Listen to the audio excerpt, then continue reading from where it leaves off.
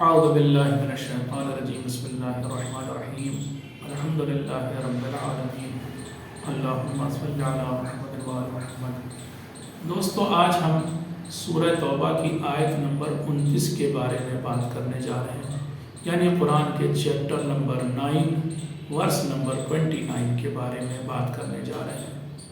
اس آیت پر بھی کچھ لوگوں کو اعتراض ہے اور وہ یہ کہتے ہیں کہ اس آیت سے دنیا میں نفرت اور آتنکواد پھیلتا ہے۔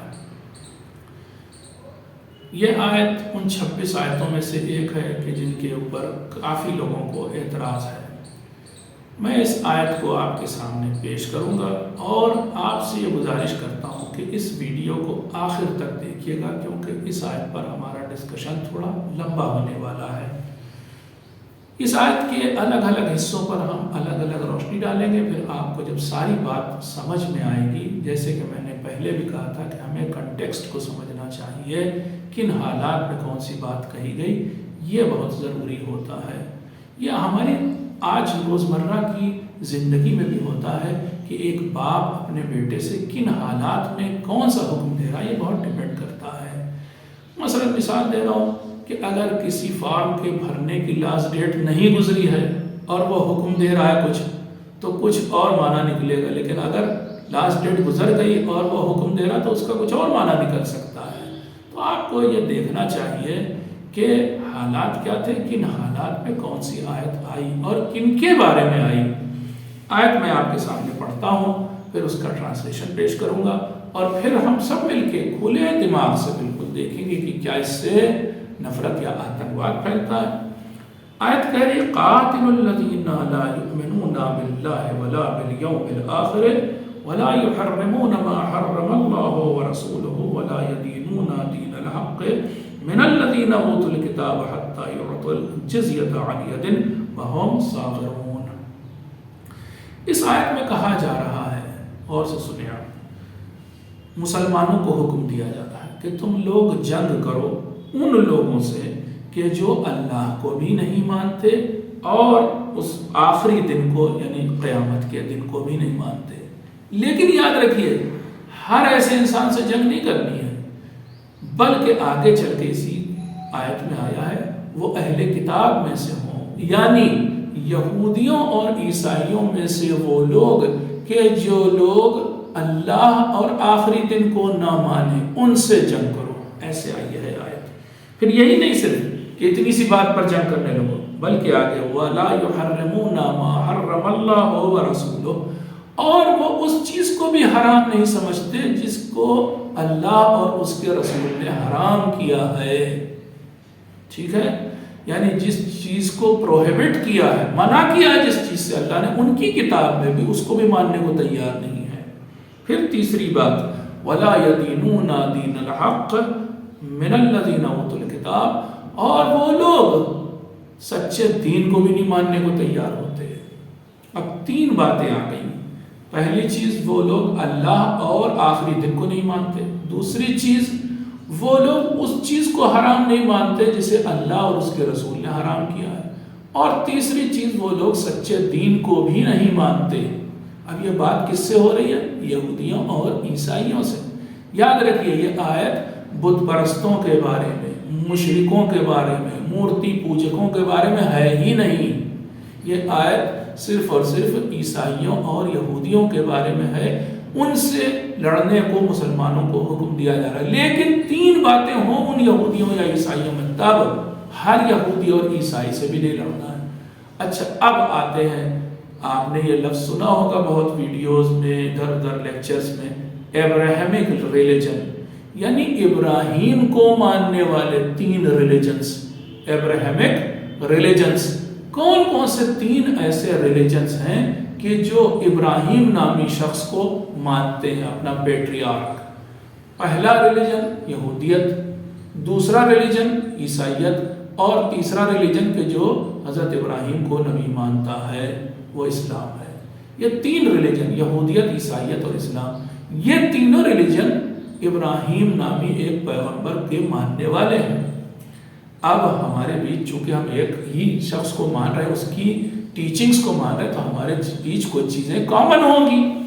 وہ کامن کیا چیز ہیں؟ کامن سب سے پہلی چیز یہ ہے کہ یہ تینوں ریلیجن کے ماننے والے مونوتھیسٹک ہیں، یعنی ایک خدا کو مانتے ہیں، 10 خدا کو نہیں مانتے، 5 خدا کو نہیں مانتے، ایک خدا کو مانتے ہیں۔ یہ پہلی چیز ہے، ان کا ماننا ان کے یہاں ضروری بھی ہے۔ یہودیوں کے کتاب سے بھی ثابت ہو سکتا ہے، عیسائیوں سے بھی اور مسلمانوں سے، کہ آپ کو ایک خدا کو ماننا ہے۔ وہ تینوں ہی ریلیجن ایک فیصلے کے دن یا آخری دن کے بھی ماننے والے ہیں، جسے ہم لوگ قیامت کا دن کہتے ہیں، وہ لوگ اسے الگ الگ ڈومس ڈے یا ایسا کوئی نام رکھتے ہیں۔ پھر اور کیا کامن ہونا چاہیے؟ پیغمبر جو آئے ہم لوگ مانتے ہیں 1,24,000، چلیے وہ لوگ کم تعداد میں مانتے ہیں، لیکن وہ ان کے یہاں بھی ہزاروں ہے تعداد۔ وہ لوگ جن پیغمبروں کو مانتے ہیں ان کی بات ماننا ان کے یہاں بھی ضروری ہے، ہمارے یہاں بھی ضروری ہے۔ ایسا نہیں کہ ہم اپنی مرضی سے چلیں، تو اللہ اور اس کے رسولوں کا حکم ماننا ان کے یہاں بھی ہمارے یہاں بھی، یہ دوسری بات ہو گئی۔ اور تیسری بات، سچے دین کو یعنی قانونوں کو ماننا بھی ضروری ہے۔ جو قانون اللہ نے بنائے ہیں، وہ لوگ یہوہ کہتے ہیں، گاڈ کہتے ہیں، ہم اللہ کہتے ہیں، فرق نہیں پڑتا، لیکن جو قانون اس نے بنائے ہیں، اس مالک نے، اس رب نے، اس کو ماننا ہمارے ہاں ضروری ہے۔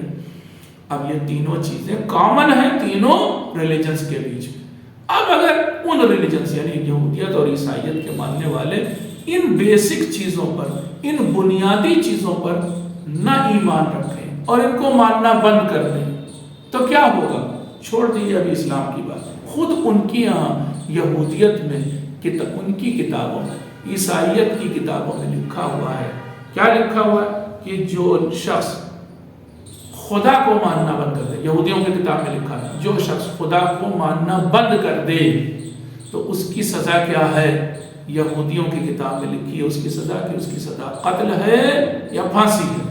اگلی چیز، یا تو اسے کوڑے مارے جائیں گے، یا اسے ملک سے نکال دیا جائے گا، یا پھر اس کے اوپر کوئی جرمانہ کیا جائے گا۔ عیسائیوں کے یہاں کیا سزا ہے؟ کہ جو گاڈ کو ماننا بند کر دے، پہلے مانتا تھا اب ماننا بند کر دے، تو ان کے یہاں بھی سزا ہے۔ کیا ہے؟ یا تو اسے قید کیا جائے گا، اور یا پھر اسے جلا وطن کیا جائے گا، یعنی ایگزائل کیا جائے گا، یعنی تڑی پار کر دیا جائے گا، دیش نکالا دیا جائے گا اسے۔ تو یہ سزائیں تو ان کے یہاں بھی، یعنی ان کے یہاں بھی اگر کوئی خدا کو ماننا بند کر دے یا آخری دن کو ماننا بند کر دے تو یہ کوئی ایسی چیز نہیں جو معمولی چیز ہے، اس کی سزا ہے ان کے یہاں، یہودیوں اور عیسائیوں کے یہاں۔ اب یہ تو میں نے سب آپ کو بتایا کہ کیا ہے کیا۔ اب ہوا کیا؟ حضرت محمد صلی اللہ علیہ وآلہ وسلم جب آئے تو اس سے پہلے یہودی لوگ، مطلب یہودیت مذہب بھی موجود تھا، عیسائیت مذہب بھی موجود تھا، یہودی بھی موجود تھے اور عیسائی بھی موجود تھے۔ جب حضرت محمد نے کہا کہ میں اسی دین کا، اسی ابراہیمک ریلیجن کا کنٹینیویشن ہوں، یعنی میں آخری اللہ کا نبی ہوں، تم لوگ میری بات بھی مانو، جیسے تم نے اور اس سے پہلے کے نبیوں کو یا پیغمبروں کو مانا ہے، مجھے بھی ایکسیپٹ کرو۔ تو وہ لوگوں بہت سے، ان میں سب نے نہیں، بہت سو نے ایسا کیا کہ ماننے سے انکار کر دیا۔ نہ صرف ماننے سے انکار کر دیا، ضد میں آ کر کے انہوں نے اللہ کو یعنی خدا کو یا یہوہ کو یا گاڈ کو بھی ماننا بند کر دیا، یا وہ جو حرام کام، جو حرام چیز کی تھی اللہ نے، اسے حلال ماننے لگے، یا پھر انہوں نے سچے دین یعنی سچے قانونوں کو ماننا بند کر دیا۔ کل ملا کر کے ضد میں آ کر کے اپنے دین کو بھی ماننا بند کر دیا، اپنے مذہب کو بھی ماننا بند کر دیا۔ اب ایسے لوگوں سے قرآن کہہ رہا ہے مسلمانوں سے کہ تم ان سے جنگ کرو، کیونکہ وہ لوگ تو اب کوئی قاعدہ قانونی نہیں ماننے کو تیار ہے۔ مثال دے دوں آپ کو، اس دور کا ایک قاعدہ یا قانون تھا، آج بھی اسلام اسے مانتا ہے، کہ سال کے 4 مہینوں میں جنگ کرنا حرام ہے۔ آج بھی مسلمانوں کو اجازت نہیں ہے کہ وہ ان 4 مہینوں میں کسی کے اوپر حملہ کریں یا جنگ کریں، کسی بھی لشکر سے۔ کون سے 4 مہینے ہیں؟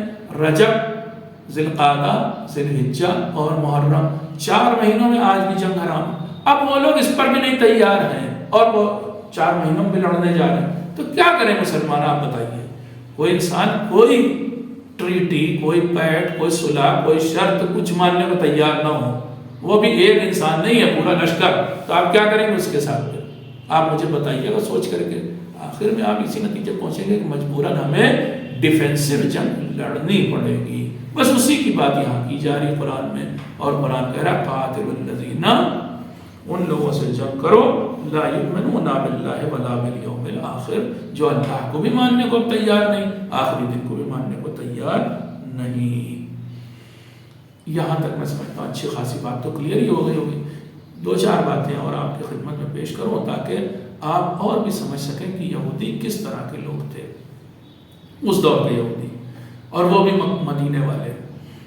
اب میں آپ کو بتاؤں، جب حضرت محمد مکہ چھوڑ کر کے مدینہ جا کر کے بسے تو وہاں پر یہودیوں کی اچھی خاصی تعداد تھی۔ حضرت محمد کے ساتھی بھی تھے پہلے سے وہاں موجود، بعد میں اور لوگ بھی مسلمان ہوئے، تو دو سمجھیے گروپ ہو گئے، ایک یہودی اور ایک مسلمان۔ یہ کہاں؟ مدینے میں۔ حضرت محمد نے شروع میں جب جا کے بسے تھے، شروع ہی کے دنوں میں یہودیوں سے کہا کہ بھائی دیکھو، ہم سب یہاں پر ایک پیکٹ کر لیں، ایک معاہدہ کریں، ایک وعدہ کریں کہ ہم سب مل جل کر رہیں گے، ٹھیک ہے؟ تو یہودیوں کے ساتھ اسے کوئی ایک معاہدہ کیا گیا۔ میں اس کی کچھ شرطیں آپ کو پڑھ کے سناتا ہوں، اور اس میں سب صلح کی ہی بات ہے۔ مثال دکھا رہا ہوں آپ کو۔ پہلی شرط یہ تھی کہ یہودی اور مسلمان مل جل کر رہیں گے۔ دوسری چیز لکھی تھی، مذہبی کاموں میں دونوں پارٹیز آزاد ہوں گی۔ مسلمان اپنا مذہب کی باتوں کو جیسے چاہیں اپنائیں، کریں، انجام دیں، یہودی جیسے چاہیں اپنے مذہب کی باتوں کو پریکٹس کریں۔ تیسری چیز، اگر جنگ کو ہوتی ہے، مان لیے کہ یہودیوں کا کوئی دشمن آ گیا باہر سے، تو یہودیوں پر اگر کوئی حملہ کرے تو پھر مسلمان یہودیوں کا ساتھ دیں گے، یا اس کا الٹا، مسلمانوں پر اگر کسی باہری طاقت نے حملہ کیا تو پھر یہودی مسلمانوں کا ساتھ دیں گے، یہ بھی لکھا ہوا تھا۔ پھر اگر مدینہ شہر پر حملہ ہوا تو سب مل جل کر کے اس کی حفاظت کریں گے، مدینے کو انٹیکٹ رکھیں گے، مدینے پر کوئی حملہ نہ ہونے پائے۔ مدینے کا مطلب یہ کہ مدینے میں عورتیں بچے بھی ہیں، ان سب کی مل کر کے سب حفاظت کریں گے، یہودی ہو یا عیسائی۔ اور اگر کبھی کسی پارٹی سے صلح یا کرنی ہوگی تو ایک دوسرے سے مشورہ کر کے ہی کریں گے، یعنی پہلے کنسلٹیشن کریں گے۔ اگر مسلمانوں کو کسی سے صلح کرنی ہے تو پہلے یہودیوں سے کنسلٹیشن کریں گے کہ بھائی ہم ان سے صلح کرنے جا رہے ہیں، تم راضی ہو؟ یا اس کا الٹا، اگر یہودیوں کو کسی سے صلح کرنی ہوگی تو وہ مسلمانوں سے پوچھیں گے کہ بھائی ہم ان سے صلح کرنے جا رہے ہیں، کیا تم راضی ہو؟ تو یہ ساری اچھی شرطیں تھیں، یہ ساری شرطوں پر ایگری کیا تمام یہودیوں نے اور تمام مسلمانوں نے۔ یہ ایک پیکٹ ہو گیا، ایک ایگریمنٹ ہو گیا۔ لیکن کیا ہوا؟ کچھ عرصے کے بعد یہودیوں نے دھیرے دھیرے اس ایگریمنٹ کو توڑا۔ مثال میں آپ کو جلدی دوں، ایک قبیلہ تھا یہودیوں کا، بنی نذیر، اس نے کوشش کی کہ حضرت محمد کو جان سے مار دیں۔ جب حضرت محمد ایک قلعے کی دیوار کے سائے بیٹھے تھے تو اوپر سے چاہ رہے تھے وہ ایک بڑا سا پتھر گرا کر کے ان کو مار دیں، جان سے ختم کر دیں، تو یہ انہوں نے اسیسینیٹ کرنے کی کوشش کی۔ پھر ایک قبیلہ تھا یہودیوں کا جس کا نام تھا بنی مستلق، اس نے کیا کیا؟ اس نے مسلمانوں کے خلاف چپ چاپ اسلحے جمع کرنے شروع کر دیے۔ پھر ایک اور قبیلہ تھا بنی قینقاع، یہ بھی یہودیوں کا قبیلہ تھا، اس نے کیا کیا؟ اس نے ایک تو حرکت بہت ہی بری کی تھی، ایک مسلمان عورت کو بھرے بازار میں سمجھ لیا اس کا لباس اتار دیا تھا۔ یہاں سے تو جھگڑا شروع ہوا تھا۔ لیکن اس سے بھی بڑی بات کہ وہ یہاں سے یہودی یہ بنو قینقاع کے جا کر کے اور مکہ کے بت پرستوں کے ساتھ سازش کر رہے تھے، مل گئے تھے۔ اسی طرح سے ایک اور قبیلہ تھا یہودیوں کا جو چوتھا قبیلہ تھا، جس کا نام تھا بنی قریظہ، اس کے لوگ بھی مدینے سے جا کر کے مکہ کے بت پرستوں کے ساتھ، مورتی پوجکوں کے ساتھ، یا کہہ لوں دشمنوں کے ساتھ، جو اسلام کے اور حضرت محمد کے دشمن تھے، جنہوں نے حضرت محمد کو ان کے وطن سے نکالا تھا، ان کے ساتھ جا کر کے باقاعدہ سازش کی، اور بعد میں تو لشکر لے کر کے بھی آ گئے۔ تو یہ ان کا کردار رہا۔ اب بتائیے انہوں نے ساری صلح کی شرطیں توڑی یا نہیں توڑی؟ جب ساری شرطیں توڑ دی تو اب کیا مسلمانوں کو اتنا حق بھی نہیں تھا کہ ان کے ساتھ جنگ کریں؟ تو اسی سلسلے میں آیت آئی اور آیتیں آئیں، بلکہ کہیں کہیں آپ کو قرآن میں ملیں گی۔ اب ایک بات میں اور آپ کو کلیئر کرنا چاہتا ہوں، یہ جو اس وقت لوگ نفرتیں سچ میں پھیلا رہے ہیں، ان لوگوں کی میں بتا رہا ہوں کیا حرکت ہے۔ وہ کہتے ہیں کہ اس قرآن میں لکھا ہے کہ یہودیوں کو مار ڈالو، کاٹ ڈالو، یا عیسائی سب کے سب خراب ہے، جبکہ ایسا نہیں ہے۔ میں قرآن کی کم سے کم آپ کو بھی 5 آیتیں بتا رہا ہوں، آپ کھول کھول کے دیکھیے گا، ان آیتوں میں، قرآن کی ان آیتوں میں یہودیوں اور عیسائیوں کی تعریفیں لکھی ہوئی ہیں، ٹھیک ہے؟ ابھی میں آیتیں آپ کو بتاتا ہوں۔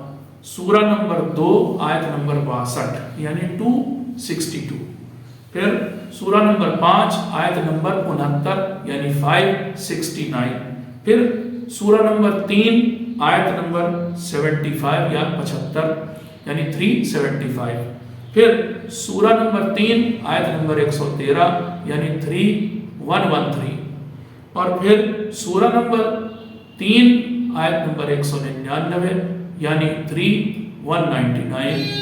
یہ آیتیں آپ دیکھیں، کم سے کم 5 آیتیں ایسی ہیں اور بھی آگے ہیں کہ جن سے آپ کو پتہ چلے گا کہ قرآن نے جگہ جگہ پر یہودیوں اور عیسائیوں کی تعریفیں کی ہیں۔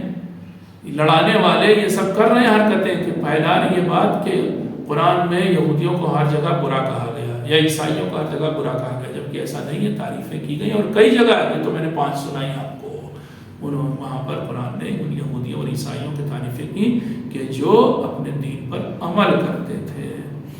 تو پہلی بات تو یہ کہ قرآن ہر ایک کو برا نہیں کہہ رہا ہے، صرف ان کو کہہ رہا ہے جو اپنے ہی دین پر عمل نہیں کرتے تھے، جنہوں نے اپنے دین کے حساب سے اپنے یہوہ یا گاڈ کو ماننا بند کر دیا تھا، یا اس چیز کو حرام ماننا بند کر دیا تھا جو ان کے گاڈ نے حرام کی تھی، یا اس چیز یا سچے دین کو ماننے سے منع کر دیا تھا۔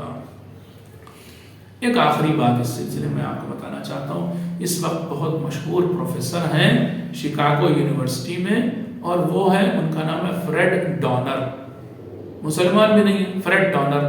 ان کی ریسرچ کہے پر ہے؟ ان کی ریسرچ جو ہے پپائرس یا پپائری پر ہے۔ وہ جو پتے ہوتے تھے یا کاغذ یا کھالیں پرانی یا مثلا ہڈیاں جن پر لکھاوٹیں ہوتی تھیں، اس زمانے میں کاغذ تو نہیں بہت ہوتا تھا، تو لوگ پتوں پہ لکھتے تھے، چمڑے پہ لکھتے تھے، ہڈی پہ لکھتے تھے، پتھر پہ لکھتے تھے۔ تو وہ ساری تحریریں یا لکھاوٹیں جہاں جہاں سے ملی ہیں، ان کو الگ الگ میوزیمز کے علاوہ الگ الگ یونیورسٹیز میں رکھا گیا ہے۔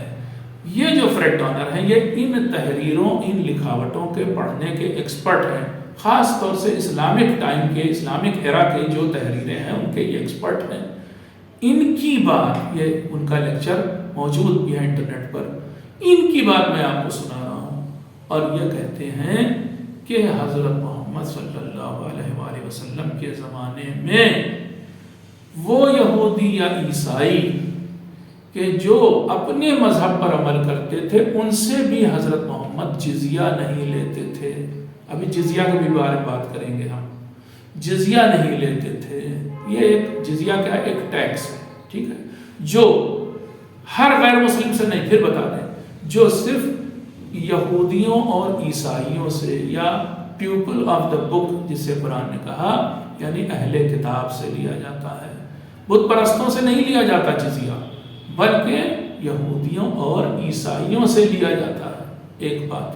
اور فریڈ ڈونر کہہ رہے ہیں کہ اپنے دور میں حضرت محمد تو پریکٹسنگ، جو عمل کرنے والے یہودی اور عیسائی تھے، ان سے بھی جزیہ نہیں لیتے تھے، ٹھیک ہے۔ اب ان کی اور بھی آگے ریسرچ، آپ ان کے لیکچرز کو ڈھونڈ کر کے سنیں، آپ کو کافی معلومات حاصل ہوگی۔ اب آتے ہیں تھوڑے سے جزیہ کے بارے میں بات کریں، کیونکہ اس آخر میں، اس آیت میں آخر میں جزیہ کی بات آئی ہے، حَتَّى يُعْطُوا الْجِزْيَةَ عَنْ يَدٍ وَهُمْ صَاغِرُونَ، یہاں تک کہ اہل کتاب سے، اے مسلمانوں تم جنگ کرو، یہاں تک کہ وہ جزیہ دینے کو تیار ہو جائے، وہ بھی چھوٹے بھائی بن کر کے، بڑے بھائی بن کے نہیں، چھوٹے بھائی بن کے۔ اب یہ جزیہ کے اوپر بڑا ہنگامہ کیا ہوا ہے، جیسا اب جزیہ جو ہے وہ اسلام کا بہت بڑا مثلا ظلم ہے۔ اب میں آپ کو بتاؤں پہلے جزیہ کیا چیز ہے۔ دیکھیں، کوئی بھی حکومت ہو، ابھی اسلامی نہیں بات کر رہے ہیں، کوئی بھی حکومت ہو، اس کو اپنے خرچے چلانے کے لیے ریونیو جنریٹ کرنا پڑتا ہے، یعنی کہیں سے ٹیکس کے ذریعے خرچہ جو ہے چلانے کے لیے آمدنی بھی اس کی ضرورت ہوتی ہے، ورنہ پھر حکومت اپنے منتریوں کی تنخواہ کیسے دے گی، یا مثلا کہہ رہا ہوں سڑکیں کیسے بنائے گی، مثلا کہہ رہا ہوں کہ اور پل کیسے بنائے گی، وغیرہ وغیرہ۔ تو حکومت کو اپنے خرچے چلانے کے لیے یا کام کرنے کے لیے پیسے کی ضرورت ہوتی ہے، دنیا کی ہر حکومت کو۔ اور یہ پیسے کہاں سے آتے ہیں؟ حکومتیں ٹیکس لگاتی ہیں، لوگوں پر، لوگوں سے پیسہ نکل کر کے حکومتوں کے پاس آتا ہے، حکومتیں ان سے یہ کام کرتی ہیں، کبھی سڑک بناتی ہیں، کبھی پل بناتی ہیں، کبھی کوئی نہر کھودتی ہیں وغیرہ وغیرہ۔ اب اسلام میں بھی ایسا ایک نظام ہے۔ اسلام میں کیا ہے، ہر مسلمان، اب آتے ہیں اسلامی حکومت کی بات کریں۔